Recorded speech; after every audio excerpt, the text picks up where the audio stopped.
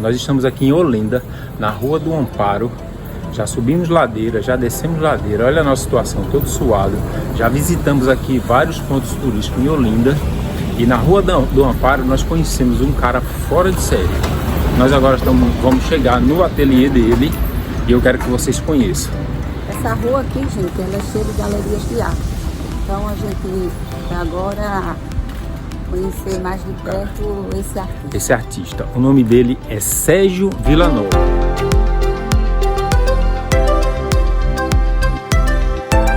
Olá, sejam bem-vindos a Olinda. Vocês estão na Rua do Amparo, onde eu tenho esse ateliê que é minha casa. É uma casa antiga do século XVII. E sejam bem-vindos a conhecer minha arte e minha casa, que é hoje, digamos assim, um ícone dentro da cidade de Olinda. As pessoas vêm, gostam de ver meu trabalho, gostam de visitar. E tem um detalhe muito importante, você tem que entrar com o pé direito. Então, vem comigo agora. Bom, estamos numa casa, como eu falei para você, do século XVII. É uma casa que você vê o pé direito muito alto. Naquela época era uma casa de sacarias. Ou seja, se tinham grãos aqui, era café e açúcar, que a moeda da época, açúcar, para você ter uma ideia, os holandeses vendiam o açúcar por quilo. Então, 1 quilo de ouro era 1 quilo de açúcar. Isso, na época, era muito legal, render açúcar para vender na Europa. Bom, vamos falar um pouco da minha arte. A minha arte veio do carnaval. O meu pai era maestro da banda em 1970 e eu trabalhava com meu pai na música e ao mesmo tempo ficava encantado em ver bicho, formas. Isso me deu regra de compasso, como dizia Gilberto Gil. A coisa foi fluindo dentro da música e ao mesmo tempo foi fluindo na minha cabeça as cores. As minhas telas são feitas com algodão e linho, são telas totalmente a óleo e são telas artesanais, porque todo o processo dela eu fabrico, desde o tecido, entear, as taxinhas de cobre que eu monto e faz um processo totalmente de uma tela de qualidade. Bem, aqui o meu trabalho, ele está montado muito também em madeira, são os trabalhos com madeiras. Essas madeiras são madeiras que eu digo que são madeiras de reciclagem, são madeiras também de demolição. Eu gosto muito de pesquisar minha madeira porque eu tenho clientes de todo mundo, em diversos climas diferentes, né? E eu posso, de repente, não ter uma madeira de qualidade. Eu prefiro ter uma madeira que possa aguentar calor, frio.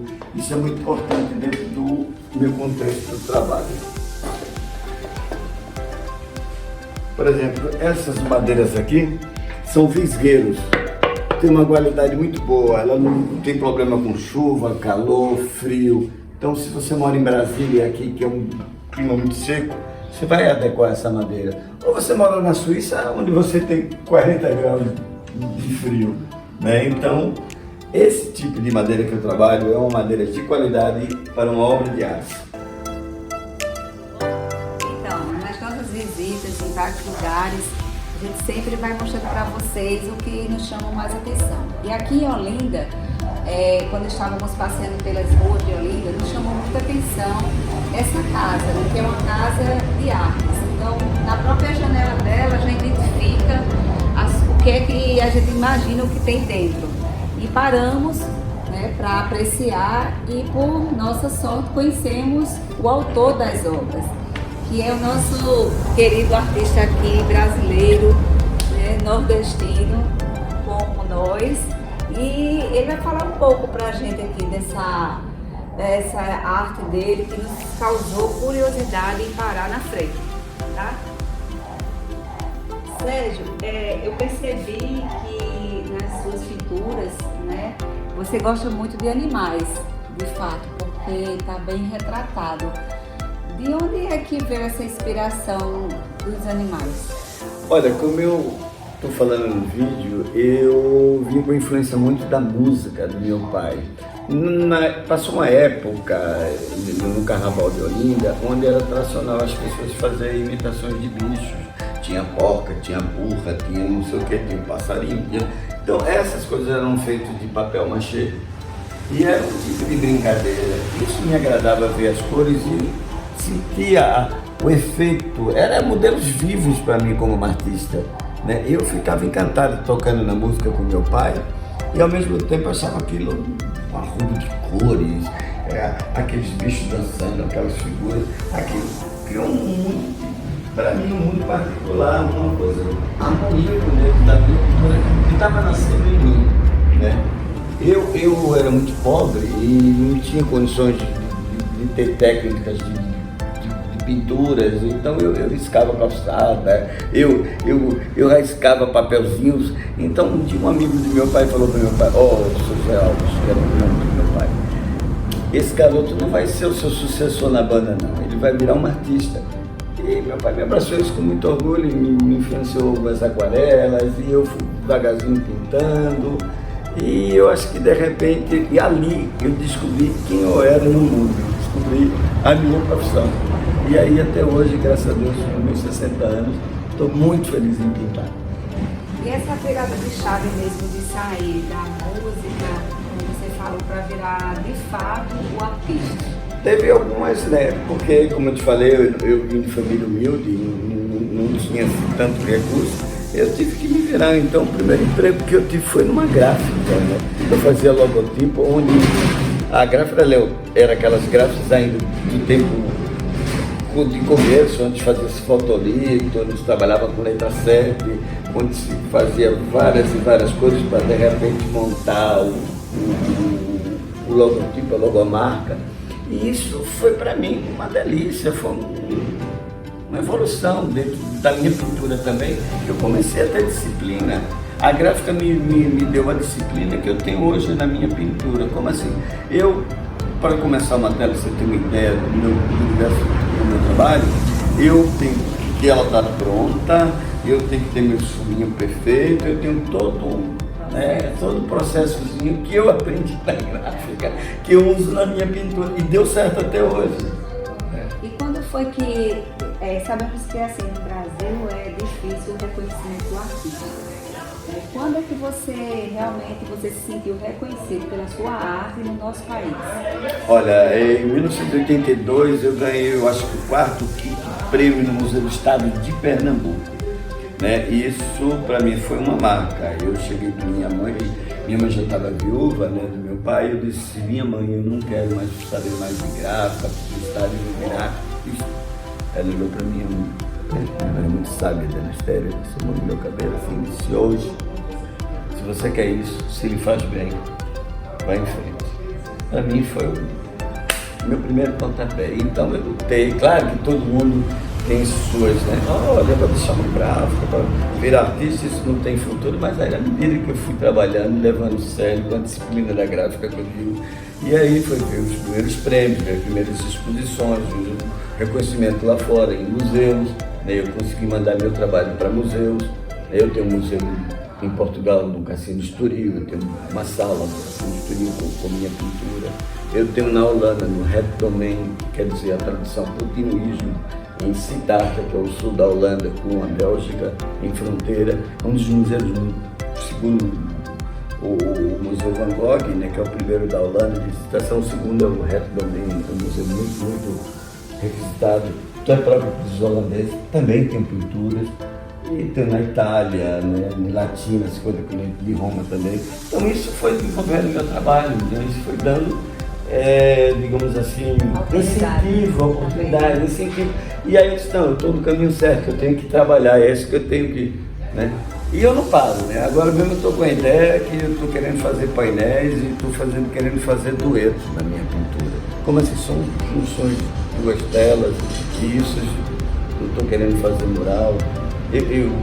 Você sabe disso, que conversamos antes no make-off da gravação, sobre que eu fui homenageado com uma companhia de dança, e essa companhia de dança falou sobre minha vida, e isso eu fiz a arte cenário, e ter feito uma arte cenário de 8 metros, isso também me incentivou a ideia que eu estava querendo fazer, né? Eu fiquei muito, muito feliz em produzir isso para mim como artista.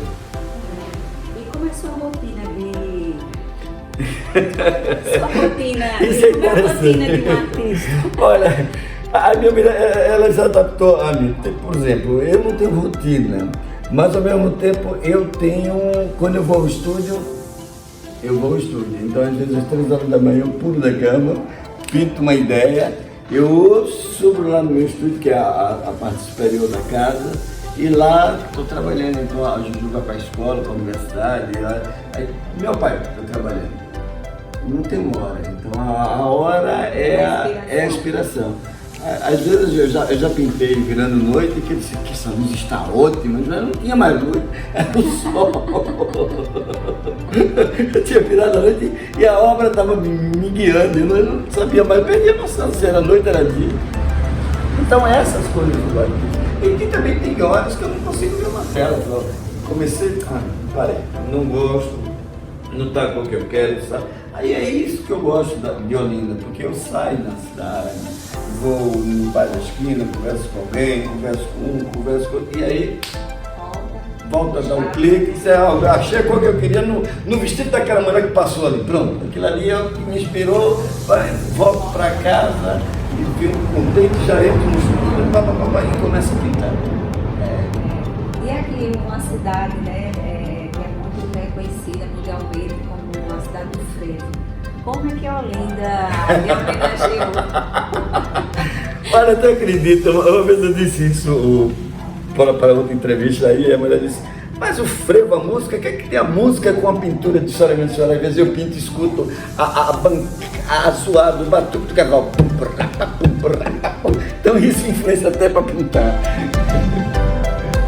E voltando um pouco aqui para a cidade do frevo, você me falou dos bonecos de Olinda, e aí eles te homenagearam.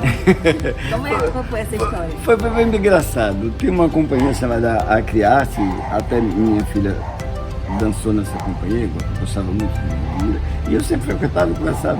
Um dia a Paula Azevedo, que é a dona da escola de arte, né, do balé todo, chegou para mim e falou, Vila, você já foi homenageado com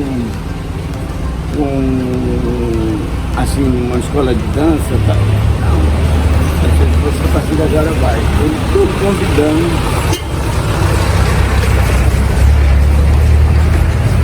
convidando para você fazer parte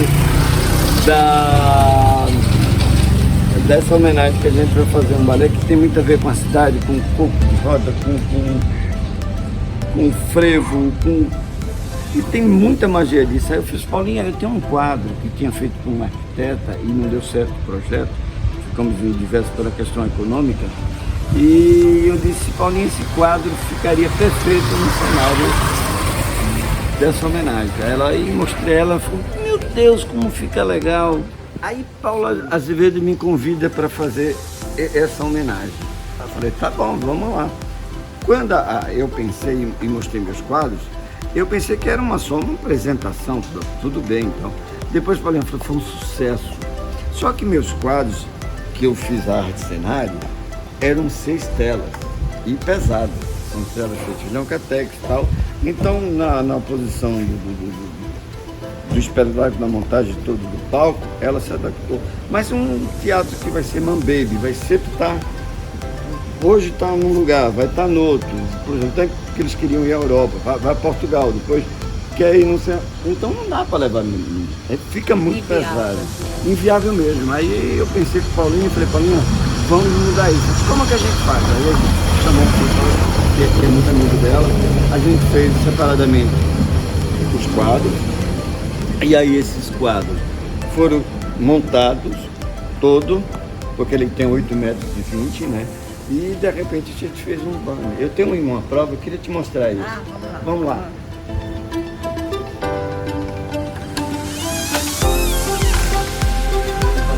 Olha que como ficou legal. Está um pouco mais para trás isso, porque realmente aqui... Pois é, esse ficou o banner. E aí, de repente, ele ficou mais prático para fazer o espetáculo. Excelente. E aqui esse banner conta a história do casamento da mulher do dia e do homem da meia-noite. É de 2010, é uma loucura. Eu estava na casa daqui do bonequeiro Silvio Botelho e eu estava também com uma entrevista lá, uma rádio, que é a televisão italiana, e a gente eu falo muito bem italiano, estava conversando e tal, e de repente Silvio disse, olha, o que tinha de dar errado naquela festa que eu inventei, deu errado. A maré tinha dito a tábua da maré, não vai estar cheia, quando chegou lá, estava cheia. O bonequeiro não sei o que, tá certo, chegou no dia, bebeu, aí só foi substituído. E foi casa de picuinha, e por isso eu comecei com essa tela assim, meio entre cobras e lagartos, né? E saí levando um pouco da loucura que escutei, ao povo se manifestando, o dragão do Axepouco, a benção da mamãe Olinda, e até o casamento, onde tem a trilogia, que é o menino da tarde, o homem da meia-noite e a mulher do dia. Isso tudo na cabeça de um artista. Isso é que é legal. Eu brinco, eu faço, eu aconteço. Então é isso que eu queria fazer. E foi maravilhoso. E quando esse... É o dom aperfeiçoado. Quando chegou no espetáculo e esse painel foi colocado dentro do espetáculo, com a coreografia maravilhosa de Paulinha, rapaz, foi um complemento, foi um casamento perfeito, né? O menino jogou umas luzes lá, umas coisas bem focadas, assim, um jogo de luzes, ficou muito bom. O espetáculo foi muito bem elogiado, foi realmente muito bem dirigido. E no final me deu um presente que foi a homenagem do boneco, né? Eu tenho um boneco na cidade de Olinda. E para mim foi o Oscar. Excelente. Obrigado, meu amor. Eita. Foi uma honra conhecer Um abraço você. para João Pessoa, para todo mundo lá. Obrigada. E vai ser mais uma honra ter o prazer de mostrar você no nosso canal, esse artista tão próximo da gente da Paraíba. Fico honrado. E de uma simpatia, de uma alegria no rosto, assim, bem natural. Obrigado pela recepção, pela acolhida e pelos ensinamentos, porque a gente sempre aprende. É verdade, é verdade. Tem sabedoria, né? Sejam todos bem-vindos aqui à minha casa. Se olhar a arte, ver a minha pintura, serão sempre bem-vindos. A gente tem sempre alguma coisa para mostrar e contar uma boa história. Até mais. Tchau, gente. Até mais.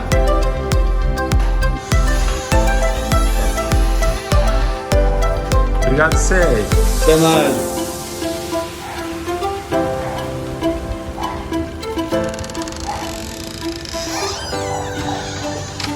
Olinda, terra do carnaval, uma boa lembrança da cidade.